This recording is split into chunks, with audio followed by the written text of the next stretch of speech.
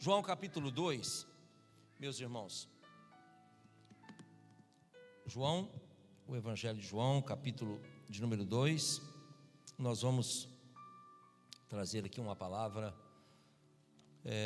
que Deus tem posto em nosso coração nesses dias. Eu digo nesses dias porque nós ausentamos da igreja com um período de descanso e nessas férias, antes de uma atividade de lazer da família, eu pensei neste texto e nesse versículo que eu vou ler aqui com os irmãos. João 2, vamos lá então. E o terceiro dia fizeram umas bodas em Caná da Galileia, e estava ali a mãe de Jesus, e foram também convidados Jesus e os seus discípulos para as bodas. E faltando vinho, a mãe de Jesus lhe disse: não tem vinho. Disse-lhe Jesus: mulher, que tenho eu contigo? Ainda não é chegada a minha hora. Estavam ali postas 6 taras de pedra para as purificações dos judeus, e cada uma cabiam 2 ou 3 metretas. Disse-lhe Jesus: enchei de água essas talhas. Encheram-nas até em cima. E disse-lhes: tirai agora e levai ao mestre-sala. E a levaram. E logo que o mestre-sala provou a água feita vinho, não sabendo de onde viera, se bem que o sabiam os empregados que tinham tirado água, chamou o mestre-sala ao esposo e disse-lhe: todo homem põe primeiro o vinho bom, e quando já tem bebido bem, então o inferior. Mas tu guardaste até agora o bom vinho? Jesus principiou assim os seus sinais em Caná da Galileia e manifestou a sua glória, e os seus discípulos creram nele. Amém. Então, como eu disse a vocês aqui, antes de ler o texto, eu pensei então justamente nessa frase, que é uma frase temática agora para esta mensagem. Quando o mestre-sala, ele disse essa resposta, quando ele fez essa pergunta aos servos: por que guardaste o bom vinho até agora? Na verdade, não só é uma pergunta, mas é um lamento, é um questionamento, lamentando o fato de só aquele momento eles estavam ali servindo bom vinho, não fazendo como é a ordem. Ele, como um homem técnico, um mestre de cerimônias, um organizador, aquele que dita todas as orientações, as regras, a forma e a responsabilidade dos cuidados de um cerimonial específico, esse de um casamento. E ele, vendo aquilo fora de ordem, ele logo questionou: mas não é assim que se faz, não é assim que segue a tradição, não é assim o roteiro, vocês quebraram o protocolo. E é lamentável que só no final da festa, porque já tinham bebido o bom vinho, o vinho inferior, então dá a entender que de fato era no final, mas no final da festa, vocês estão a servir o bom vinho e guardaram o bom vinho até agora?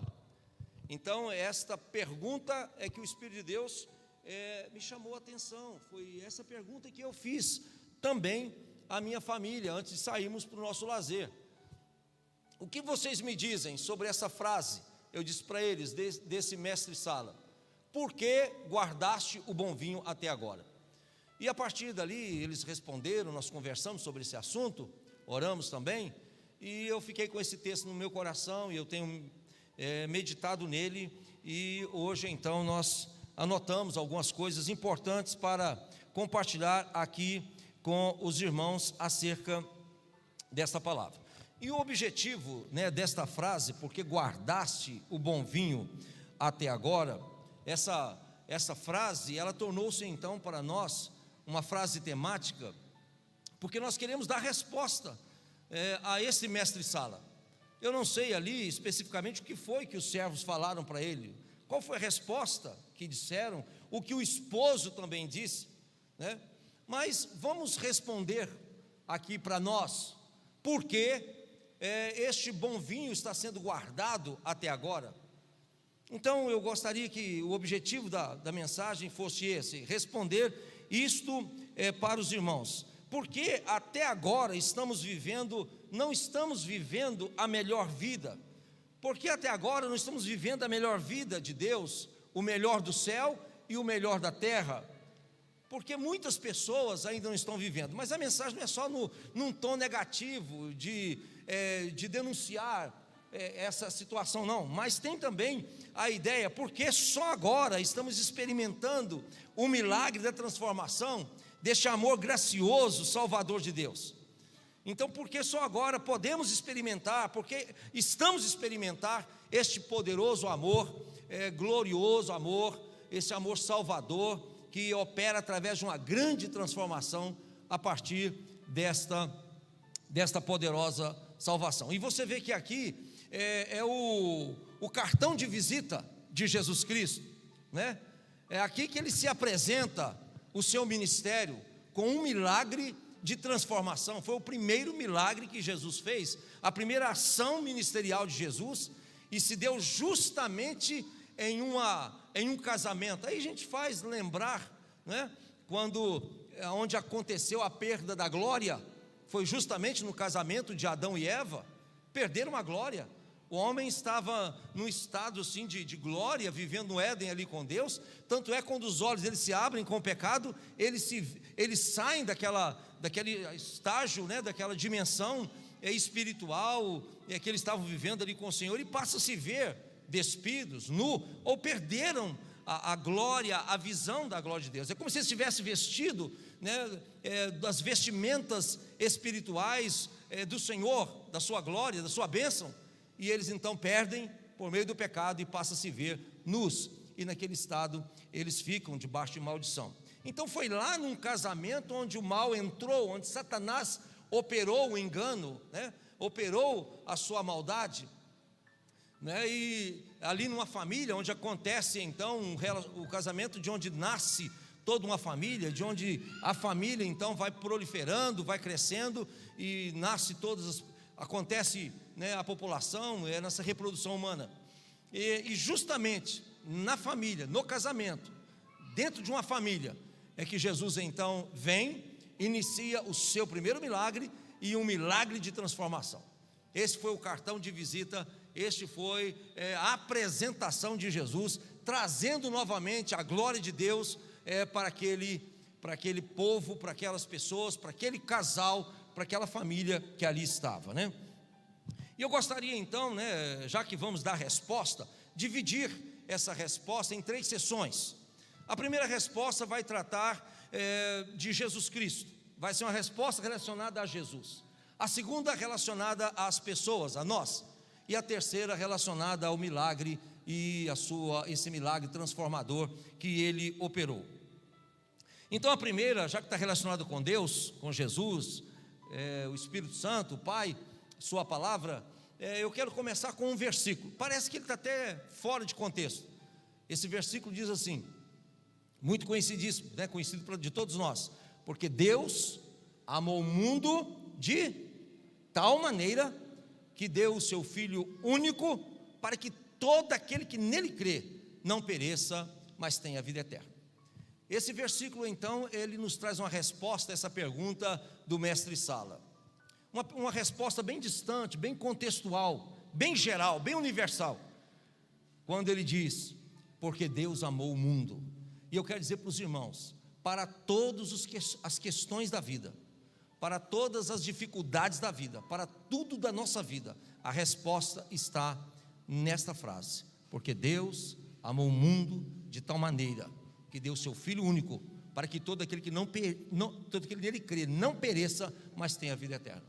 Todas as problemáticas podemos no final resumir nesta verdade, nessa declaração verdadeira deste versículo, né? Porque Deus amou o mundo. Então, muito bem, meus irmãos, quando fala que Deus amou e deu Jesus, então Jesus tornou-se presente, começando por Jerusalém, começando por Belém, Jerusalém, todo o estado de Israel, e depois, quando ele ressuscita, ele se torna presente de uma forma a todo mundo, ele se torna o Salvador do mundo todo. Então Jesus está presente em todo mundo, tornou-se onisciente, onipresente, onipotente, para salvar a todo mundo. Então o nosso amado Salvador Jesus está em toda parte do globo, está em todo lugar onde tem uma pessoa. A presença de Jesus está lá, Jesus está presente. Mas tem 2 formas de entender essa presença. uma presença que ele está, realmente ele está, em toda parte. A Bíblia diz que todo aquele que invocar o seu nome será salvo, então ele está ali.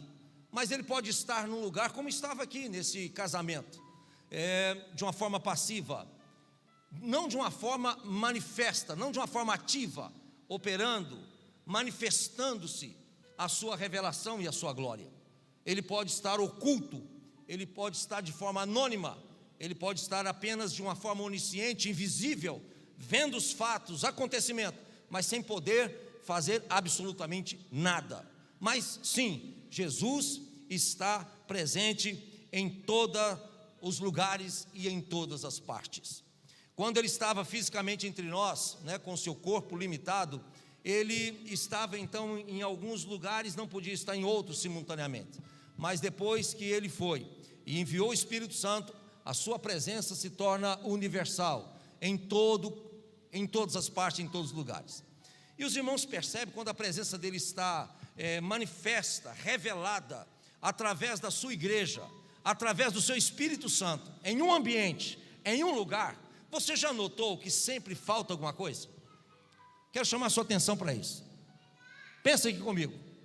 Todas as vezes que Jesus está presente, com a sua presença revelada, a sua presença manifesta, por meio da igreja, porque hoje ele se manifesta por meio da igreja, por meio da ação do Espírito Santo. Todas as vezes que Jesus está assim, é como todas as vezes ele esteve presente fisicamente, sempre faltou alguma coisa. Podemos começar a pensar nisso, e a gente pensa naquela presença dele, quando ele se manifestou, estava em Maria, e faltou para ele um lugar na estalagem, e ele não tinha um local para ele ficar, faltou um local. Você nota como aqui no casamento da boda de Caná da Galileia, faltou algo, e você vai perceber que há uma falta também aonde Jesus está, manifesto, sempre vamos ter isso. Vou citar alguns episódios aqui, como por exemplo, lá na estalagem, como eu disse para vocês, faltou então para ele um local, ele teve que nascer numa manjedoura, porque não tinha lugar para ele, faltava um lugar ali na estalagem. Faltou conhecimento de Jesus, eles não sabiam onde Jesus estava, e eles faltaram aonde está Jesus, com 12 anos de idade, e eles perderam Jesus, e ele estava manifesto ali fisicamente. Faltou peixe no mar da Galileia. Já imaginou um mar cheio de peixe? Faltar peixe para homens peritos, pescadores. Faltou peixe na rede de Pedro. Faltou peixe no barco de João, dos discípulos, dos pescadores. Faltou peixe no mercado. Faltou peixe que dava alimento para aquele povo às margens do mar da Galileia. Olha quantas coisas faltaram, e Jesus estava presente ali. Nós podemos ver que essas coisas faltou o pão lá no deserto. Jesus com a multidão, de repente não tem mais pão, acabou o pão, já está o dia declinando, não tem mais pão, e faltou pão ali também. Jesus, quando desejava entrar em Jerusalém de uma forma triunfante, faltou-lhe um carro real, faltou-lhe um cavalo, para um rei, faltou. Jesus certa vez e os seus discípulos estavam caminhando, e eles vão entrando na cidade, tinham que pagar imposto, e faltou dinheiro, não tinha dinheiro, faltou. Nós podemos ver Jesus quando ele também estava em Betânia, próximo ali à aldeia onde Lázaro morava, e Lázaro ficou doente, faltou saúde para Lázaro, depois da sua própria vida faltou, e Jesus estava por ali. Um episódio interessante, quando Jesus veio, manifestou-se na casa com os discípulos, e ele manifesta-se ali, e de repente faltou um dos discípulos, Tomé, faltou. Então faltou aquele discípulo ali naquela casa, e cada vez que faltava alguma coisa, sempre aquilo trazia algo muito interessante. Faltou um sepulcro para o Senhor, ele não tinha uma sepultura, alguém emprestou e deu a ele, faltou um sepulcro. O próprio Jesus faltou 3 dias e 3 noites, e assim também faltou o vinho aqui nas bodas de Caná da Galileia. Então sempre você vê algo assim curioso, a presença de Jesus quando está manifestando, quando está numa revelação específica, está faltando algo. Agora, uma coisa me chamou a atenção: pior do que faltar alguma coisa é nós não falarmos daquilo que está faltando. Pior do que a falta de algo quando ele está presente, é nós ficarmos calados diante da ausência daquilo que nós precisamos, seja de pessoas, seja de coisas, seja de um plano, de uma sabedoria, e nós não falarmos nada, ficarmos mudos diante da necessidade. A Bíblia sempre nos ensina a compartilhar, a comentar, a falar das nossas necessidades. A Bíblia diz para nós não ficarmos calados quando tivermos necessidade e compartilharmos com os santos as nossas necessidades. É necessário falar, é necessário fazer as confissões. Quando nós pecamos, não podemos ficar mais calados e guardar o nosso pecado. É necessário falar, temos que falar. O que aconteceu conosco é muito importante, nós precisamos falar. E aí eu lembro do filho indigno. Ele tinha uma necessidade, naquela parábola do filho pródigo, e ele precisava de algo, mas ele não falou. Ele tinha dentro do coração um desejo de fazer uma festa, um desejo de compartilhar da herança do pai, mas não falava com o pai, ficava calado, aquele desejo dentro dele, mas ele não externava aquilo. Então nós precisamos compreender que é necessário a gente falar. Quando as coisas estão nos faltando, nós precisamos falar. Nós não podemos ficar reprimindo as nossas necessidades. Elas existem para serem comunicadas. Mas com quem falar? Nós temos que aprender corretamente com quem falar. Não é falar com qualquer um. Precisamos começar falando das nossas necessidades para Deus. Devemos contar para Ele tudo que está nos faltando. A Bíblia diz que ao termos ansiedade, devemos então contar as necessidades que está gerando ansiedade, ou os prazeres que nós queremos que está gerando ansiedade, e falar isso para Deus. Conversar com Ele sobre as nossas necessidades. Mas não é só com Deus também que a gente fala. Devemos começar a falar com Ele, e orientado por Ele, pela sua palavra e seu Espírito Santo, procurar mais alguém para falar. E aí pode ter uma sequência como esta: a nossa liderança espiritual, as pessoas que Deus pôs como discipuladores sobre nós, são pessoas importantes. Nós devemos compartilhar as nossas faltas, aquilo que estamos carentes, que estamos necessitados, seja no campo interior da vida da gente, seja na área material, seja nos relacionamentos, em qualquer situação que estamos precisando. É importante conversarmos e falarmos, abrir o nosso coração para alguém. É importante nós falar para pessoas que a gente tem confiança, como os nossos amigos e irmãos que têm maturidade para nos ouvir. Isso é importante nós falarmos. Por exemplo, quando alguém nos ofende, nós não podemos ficar mais de boca fechada depois de uma ofensa, porque se nós ficarmos, nós vamos guardar a amargura dentro de nós, e haverá uma transformação negativa que vai acontecer com a gente, porque uma raiz brotará e vão contaminar muitos. Mas temos que falar, mas falar com quem? Chamar o ofensor, ir no particular com ele, conversar com ele sobre tudo aquilo que ele disse que não foi certo, que você sentiu ofendido, mas deve ir lá e compartilhar e falar, e não guardar. Precisamos aprender isso é muito importante em nossa vida, não podemos então ficar calados. Mas para quê? Nós estamos aqui respondendo a pergunta do mestre Sala, mas qual outra razão por que estava faltando vinho? Nós podemos entender também porque Jesus não pode ficar no anonimato, e esta falta, quando ela acontece nessa forma, na presença dele, diante dele, para a salvação dele, é uma grande oportunidade que Jesus tem, e que nós temos também, de tirar Jesus dessa presença passiva, dessa presença oculta, invisível, e fazer com que essa presença se manifeste. Essas faltas, esses momentos de adversidade, essas ausências, essas carências que acontecem conosco, essas problemáticas da nossa vida, como aconteceu com Lázaro, quando faltou saúde para Lázaro, faltou vida para Lázaro, e que Lázaro morre, e Jesus disse: essa enfermidade não é para a morte, mas para a glória de Deus, para que o Filho do homem seja por ela glorificado. Jesus não veio aqui para ficar escondido. Jesus não veio aqui para não ser visto.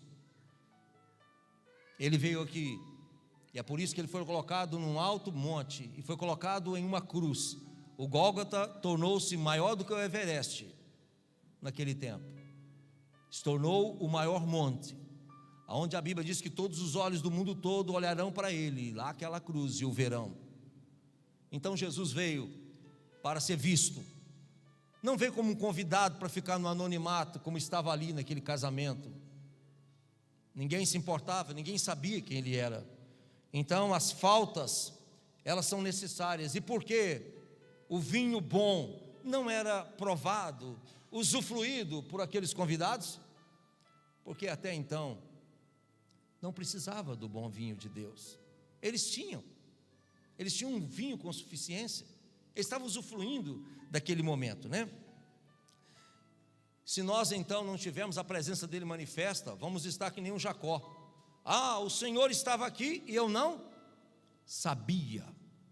Quantas das vezes, quando nós estamos fartos, estamos bem, o Senhor muitas vezes está presente, está diante de nós, quer fazer algo grande, mas nós não sabemos. Ficamos que nem Jacó. Ele estava aqui e eu não sabia. Precisamos sentir a necessidade dele. Essas faltas, esses acontecimentos, faz com que sintamos a necessidade de Deus. Passamos a ter consciência da sua presença. Nós devemos saber que sem Ele, nós nada podemos fazer. E nesse caso específico aqui, eles não tinham aonde recorrer. Todos esses episódios que eu contei para vocês, que faltou alguma coisa, eles não tinham aonde recorrer. Se Jesus não manifestasse ali a glória dele, Lázaro nunca mais voltaria à vida. Se Jesus não multiplicasse os 5 pães e 2 peixes e manifestasse sua glória lá, eles poderiam morrer naquele deserto. Quando eu falo dessa falta, e quando nós sentimos isso em nós, quando nós temos a percepção dessa falta, é a falta que só Deus pode supri-la, é a falta que ninguém mais pode, é a falta que somente um milagre dele pode resolver a nossa situação. Amém? Então por isso que é muito importante a gente não desprezar e não ficar ignorando, e sabermos lidar quando as coisas estão faltando, seja qualquer área da sua vida.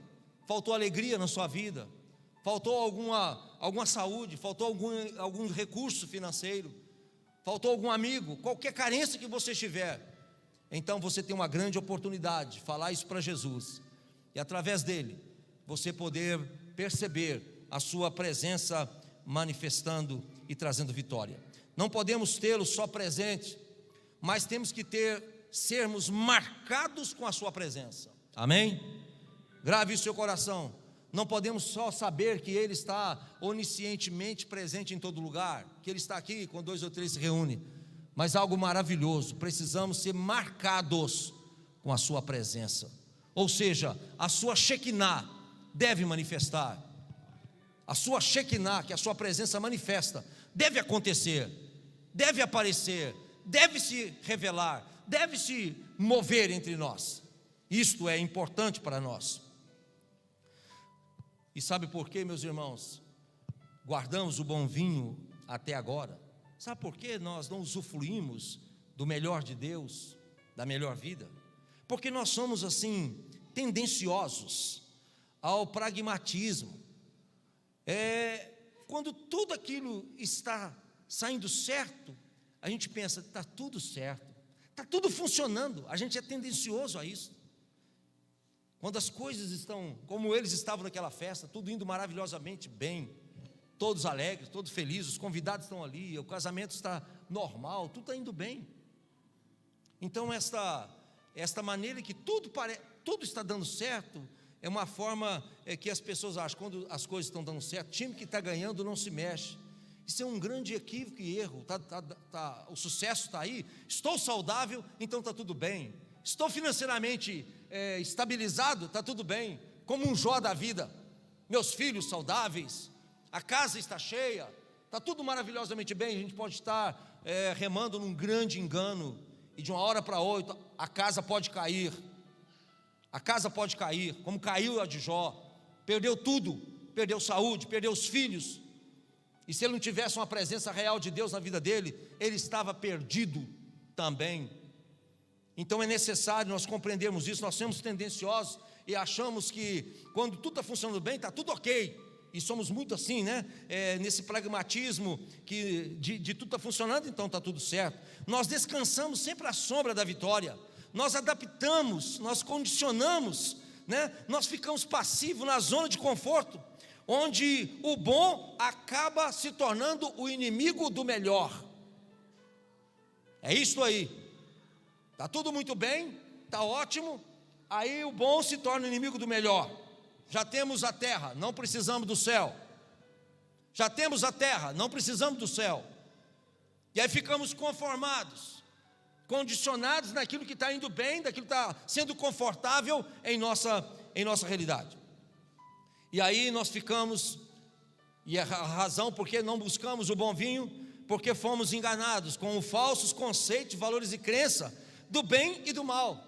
Foi isso que o pecado deu, o bem e o mal. E a gente vê um ciclo vicioso da humanidade com o bem humano, o bem, né, dos conceitos de crença de cada um, esse bem natural, tentando superar o mal. E esta é a grande batalha dos homens, né, do coração humano, da mente humana, é arrumar meios para vencer o mal. E ficamos assim, tem hora que o mal vence o bem, aí voltamos a lutar e melhoramos. E ficamos nesse ciclo de batalhas entre o bem e o mal. Bom, aqui nós estamos vendo eles vivendo, né, o conforto da família. Um dos maiores sucessos está aqui nesse casamento, uma das maiores realizações do homem. Aqui tem uma das grandes conquistas do homem, é o casamento. O ser humano foi criado homem, criado para a mulher, mulher para o homem. E essa recíproca é uma realidade. E quando conquista um casamento, a pessoa se realiza. Mas aqui, além de casamento, eles estão conquistando amigos. Nós realizamos nos nossos relacionamentos significantes, sabe, irmãos? Ficamos muito bem confortáveis com relacionamentos significantes. Quando o mal começa a operar e começamos a ter inimigos, fica tão ruim a vida, ela perde qualidade. Perde a qualidade. Então é tão bom viver no meio de pessoas pacíficas, amorosas. Como é bom, como era confortável para aquele casal, para aquela família, viver tantos parentes, tantos amigos ali. Outra coisa, todos buscam um prazer, e ali eles tinham prazer físico. Acontecia o ato sexual na festa de casamento. A festa de casamento da época demorava vários dias, e eram vários dias se regozijando, e tinha um ato sexual em plena festa. Os noivos se retiravam e acontecia um momento prazeroso. Hoje é uma grande batalha dos homens e das mulheres por um prazer sexual. E lá na lista de pecados começa com o adultério, prostituição, tudo por causa desse prazer. Quantas mortes, quantos assassinatos vêm da busca de segundos de um prazer sexual. Momento prazeroso, eles estavam vivendo aquilo ali. O homem quer isto, o homem vive, né?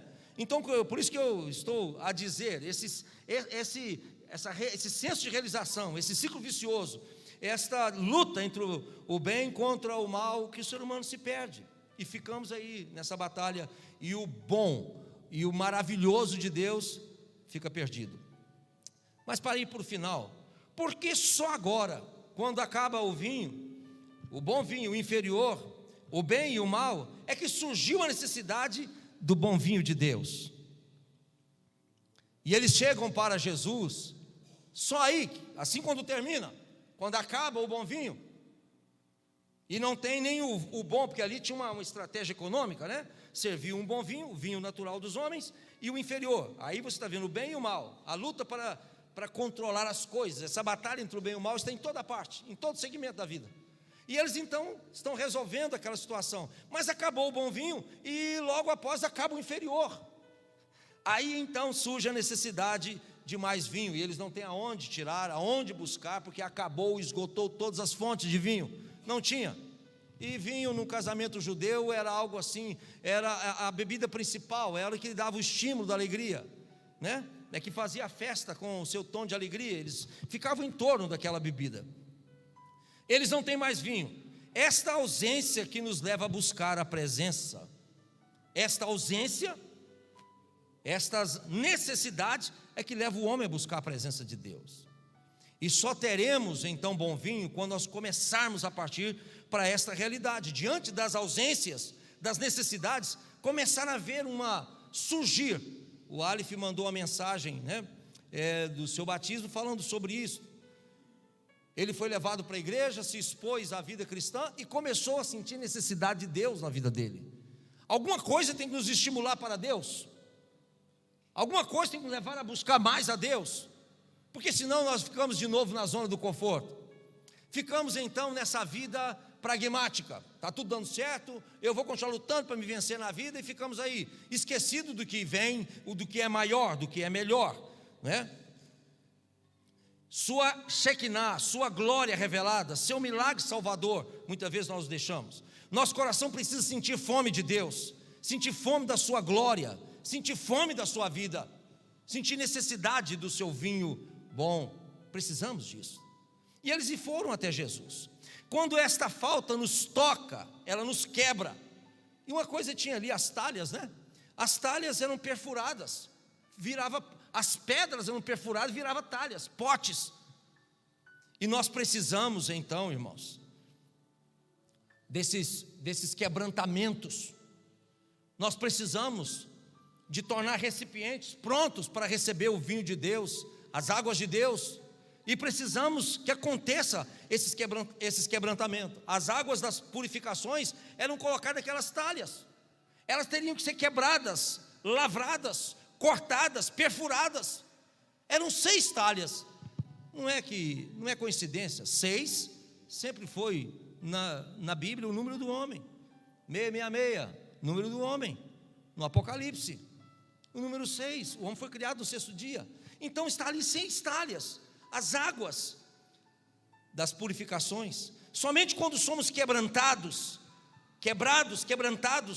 que o verdadeiro propósito, a verdadeira identidade é revelada em nós.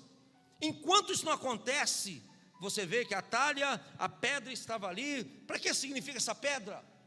Não tinha significado, mas quando ela foi lavrada, ela foi quebrada, ela foi entalhada, ali surgiu uma talha, surgiu um vaso para purificações. Enquanto o processo do quebrantamento, da necessidade de Deus vai surgindo em nós, e vamos buscando de maneira intensa, com fome, com sede, aí vai se revelando o que Deus quer conosco. Amém? É por isso que muitas pessoas não sabem o que Deus quer com ele ainda. É por isso que muitas pessoas estão no meio do caminho, não sabem o que são ainda, porque a busca também é parcial, não busca com a intensidade necessária. Não busca para realmente ter um encontro real com Deus. Se me buscar de todo o coração, vocês vão me encontrar, diz o Senhor. Agora essa busca parcial, ainda tem alguma coisa, ainda tem alguma reserva, sabe? Para a gente busca com uma reserva. Se eu não conseguir de Deus, eu consigo de outra fonte. Quantas pessoas se refugiam assim? Muitas pessoas já criaram conceitos. A graça de Deus vai me salvar de qualquer forma. E não lutam mais por uma vida de libertação do pecado. Criaram uma ideia, uma teologia errada com respeito à salvação. E ficam normais.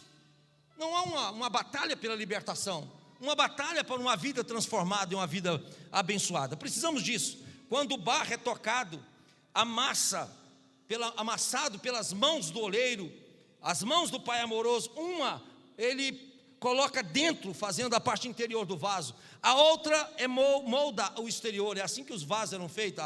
O barro é colocado na roda, o oleiro gira aquela roda, e com a mão ele perfura então o barro, fazendo então o seu interior, e com a outra ele vai moldando a sua forma. É desse jeito que nós vamos nos identificando, é desse jeito que o caráter vai sendo definido, é que o nosso chamamento vai se dando, é que as revelações de Deus vai se tornando reais, e a nossa vida vai se formando em Deus. Então é isso. E eles chegam para Jesus e diz assim, Maria chega para Jesus e diz: olha, eles não têm mais vinho. Ele não tem mais vinho.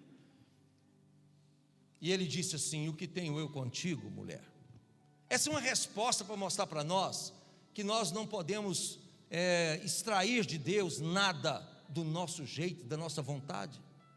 Deus não vai atender os nossos caprichos, os nossos propósitos, nossos meios, nossos fins, o nosso tempo, da nossa maneira. Não.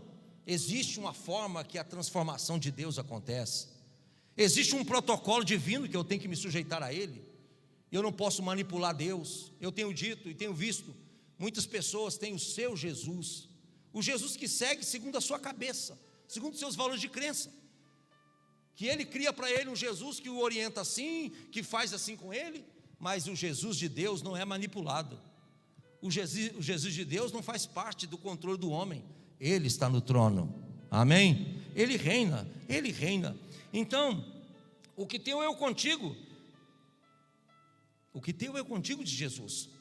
Aí ele sujeita, há uma sujeição, aí entra os princípios, porque precisamos sujeitar, submeter a sua presença.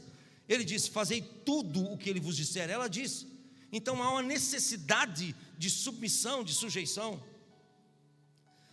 Então é isto, o que tenho eu contigo. Jesus não faz milagre sozinho, sem a participação do homem, sem a presença do homem, sem o homem ser submisso, ouvindo, obedecendo tudo que ele disser. Agora escute bem isso, para encerrarmos. O verdadeiro milagre não é a manifestação sobrenatural do poder, e sim a revelação, a obediência por fé no propósito, no tempo, no modo gracioso de Deus agir. Quando aprendemos essas verdades, o verdadeiro milagre acontece.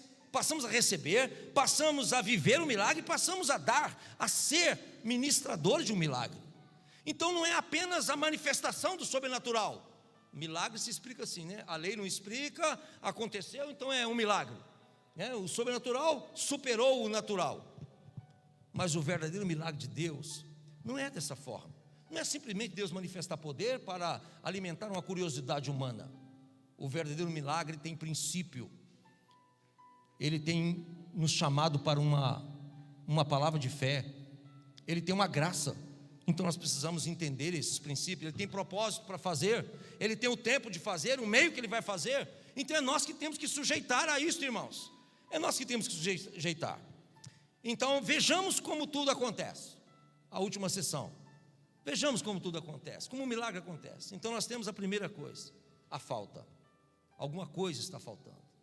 Eu não estou mais confortado. A zona de conforto minha está balançando. É como diz Zaqueu, aquele lindo Zaqueu: as minhas estruturas estão sendo abaladas. Eu me senti desconfortável um dia, indo para a eternidade, e eu não queria perder a minha vida eterna. Minha mente pensava, dentro de mim pensamentos me tiravam daquela alegria, daquele prazer de viver. Diante das minhas realizações, eu falei assim: eu vou perder tudo isso muito em breve. E o que será de mim? Aquela zona de conforto sobre vida eterna estava acabando. Sobre a vida, eu sentia, eu percebia, um tempo eu morro, e aí, como será? Nós precisamos, e para mim faltava algo. Eu senti que estava faltando alguma coisa. Sempre vai acontecer isso. Começa com uma falta, começa com alguma crise, alguma necessidade, alguma fome tem que brotar em nós, que nos leva a conectar em Deus. Tem que haver um ponto de conexão, alguma coisa. Talvez foi como eu, a questão da minha salvação. Eu estava saudável, eu estava bem com todo mundo, não tinha crise alguma, mas dentro de mim uma crise se instalou. Eu preciso salvar minha alma. Eu não posso passar mais uma noite, mais um dia perdido, e sabendo agora que eu vou para o inferno se eu não me entregar minha vida a Cristo, se eu não me resolver a minha espiritualidade. Isso me tirou da zona de conforto, me desestruturou todinho, me desestabilizou com 18 anos de idade, com tanta coisa boa para viver, mas eu não tinha mais paz e sossego, não conseguia dormir mais em paz, não conseguia estar no trabalho, não conseguia estar no lazer, qualquer lugar onde estava, aquela consciência que me faltava, a vida eterna estava me pegando, e eu precisei tomar essa decisão. Quando falta, a gente tem que quebrantar. A falta nos leva ao quebrantamento. O quebrantamento a uma sujeição. Toda vez que quebrantamos, saímos do orgulho, da posição orgulhosa, aí temos condição de inclinar, de abaixar e sujeitamos. Então o quebrantamento é a sujeição. A sujeição, pois eles, Maria disse: sujeitai, fazei tudo o que eu vos disser, pois ele ouviu Jesus. E aí então eles passaram a ouvir. E quando você ouve a Jesus, a sua mente muda. Quando você lê a Bíblia, como nós estamos fazendo aqui, quando você lê um bom livro, estou lendo esses dias, O Vinho Novo é Melhor, um camarada alcoólatra, louco, doido, com a família, e este homem tem um encontro extraordinário com Jesus, e transforma num homem poderoso, vivendo uma vida sobrenatural, vivendo cada experiência fantástica com Deus. Então nós precisamos de ouvir, passar a ouvir Deus. Engraçado, quero contar isso para os irmãos, desse senhor. Uma irmã chega para evangelizá-lo, e ele alcoolizado, um pouco alcoolizado, e ele começa a expulsar e agredir até, e mandando ela sair dali, e ela sai, humildemente. De repente, aquela mulher volta novamente com toda a força, e toda exaltada, e chega diante dele, sem nenhum medo, chega no rosto dele, põe o dedo no nariz dele, e ordena para aqueles demônios que estavam sobre ele, do alcoolismo, que o deixasse. Aquele homem estava todo furioso, ameaçando aquela mulher que sai humildemente. De repente, ela é tomada numa força divina, e chega para ele e diz isto, e expulsa o demônio, ele cai, e ela então ordena que saia da vida dele, e ele se vê depois de expulso, de liberto, ele cantando, orando e adorando a Deus, e a sua vida foi mudada. Ele então passa a ouvir a voz de Deus, passa então, quando a gente ouve, a gente passa a renovar, e quando nós renovamos, meus irmãos, a nossa mente, Deus começa a nos encher, porque cada pensamento de Deus traz o Espírito de Deus, amém? Cada ideia de Deus, cada verdade de Deus traz uma unção de Deus. A unção está na palavra, ela está conectada à palavra. Cada vez que você compreende a palavra, mais entendimento você tem, mais poder você passa a ter, porque o Espírito de Deus só opera com entendimento, e você vai recebendo renovação e vai se enchendo, e ao encher, passamos então a ter uma transformação, que o próprio Espírito interage com a palavra e vai mudando a nossa vida. E quando vamos nesse processo de transformação, quando você se transforma, você pode testemunhar quem é Deus, quem é você, quem é a nossa vida, e passamos a dar pleno testemunho da vida do Senhor. Não precisamos falar, passamos a testemunhar, a experimentar as coisas grandes do Senhor, amém? Vamos colocar de pé. Glória a Deus. Vamos colocar de pé. Que o Espírito Santo comece então a fazer esta obra poderosa de transformação. É assim que esse milagre transformador acontece. Vamos até Jesus, sujeitamos a Jesus, num quebrantamento, passamos a ouvir a sua poderosa voz, nossa mente se renova, a unção de Deus vem sobre nós, o poder do Espírito vem na sua palavra, passamos a ter mudanças interior, que vai se exteriorizando em comportamento e atitude, passamos a dar com elas testemunho que Jesus é real, que a nossa vida é transformada nele e por ele, e passamos a experimentar o vinho de Deus, a melhor vida de Deus, e aí tudo passa a ser uma experiência de coisas boas.